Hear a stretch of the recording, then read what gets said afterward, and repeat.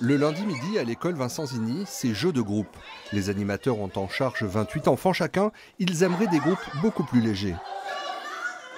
En termes de sécurité déjà, c'est très important sur l'encadrement des enfants. Et après, pourquoi pas, même si on développe des animations, c'est très important parce qu'il faut dire que c'est notre rôle, voilà, de mettre des animations en place. Mais on pourrait montrer des projets plus cadrés et avec un meilleur suivi.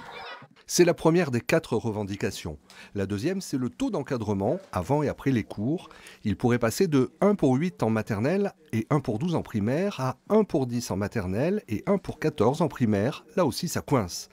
Troisième point discuté cet après-midi entre syndicats et municipalités, le coût important pour certaines familles. On s'est engagé à regarder ce qu'on pourrait faire pour les fratries, notamment pour les coefficients familiaux les plus élevés, puisque des familles peuvent effectivement subir des coûts qui sont très élevés lorsqu'on met plusieurs enfants dans nos structures et ou pendant sur les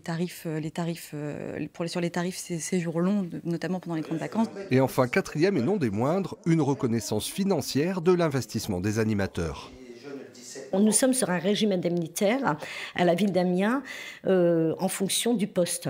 Nous considérons que le poste d'animateur est de plus en plus difficile, qu'on demande de plus en plus de choses, qu'il y a de plus en plus de responsabilités. Et pourtant, ils refusent de passer les animateurs au niveau 9, c'est-à-dire le niveau juste au-dessus, pour leur permettre d'avoir un petit peu plus d'argent et pas juste un petit SMIC. La discussion est engagée, mais le préavis de grève pour ce mercredi est maintenu. Il pourrait même être reconduit.